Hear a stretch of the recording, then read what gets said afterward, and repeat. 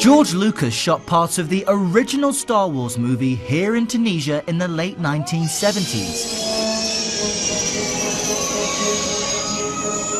In Episode 4, A New Hope, he used this desolate landscape to represent the barren planet with two suns called Tatooine, the birthplace of none other than fictional hero Luke Skywalker. I can't understand how we got by those troops. I thought we were dead. The Force can have a strong influence on the weak-minded. What mission? What are you talking about? Lucas also used the massive sand dunes here as a crash landing location for Skywalker's friends. Go that way. You'll be malfunctioning within a day, you nearsighted scrap pile. The fictional robots R2-D2 and C-3PO. But in order for us to make it to where Star Wars was filmed, we have to contend with the formidable terrain.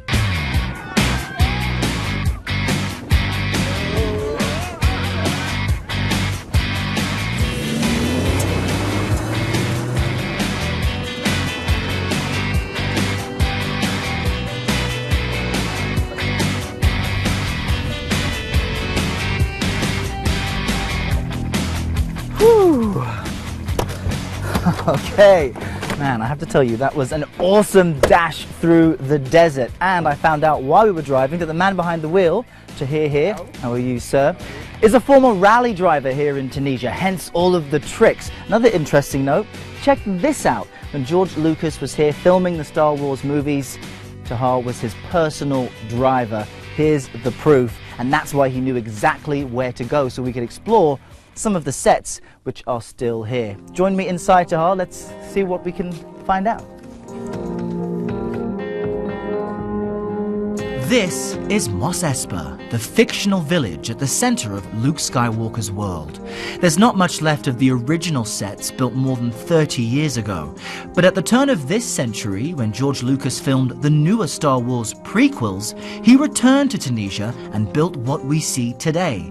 At the request of the government, he left these sets intact to allow fans of the Star Wars world to move in Luke Skywalker's footsteps. Oh, wow. This is surreal. If you're a massive Star Wars fanatic, you will recognize this as Tatooine, a town from the Star Wars universe. The fact, though, is that this is just a set. It's been here for about a decade. And I'm curious, Tahir, what kind of impact did a big movie studio coming into town and putting up this set have on the local community? Lucas brought activities to the region and beneficial economic activities. In addition, almost all residents of the region were employed.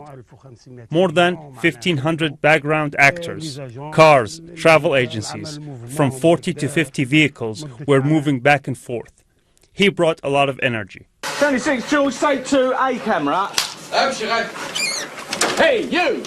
That'll be 7 druggets. Well, I'd say cut. The crew faced difficulties dealing with weather in the Sahara Desert. How you doing? I'm hot. I can imagine. But I'm hot too. Temperatures reached 135 degrees Fahrenheit or 57 degrees Celsius during filming. Then production was slowed by a rare summer rainstorm. It's just incredible. It's like 4 months work. I think we'll go through this all right. There's always something. Ready? Still facing scheduling and budget constraints, George Lucas was able to get the scenes he needed, which appear in Star Wars Episodes 1 and 2.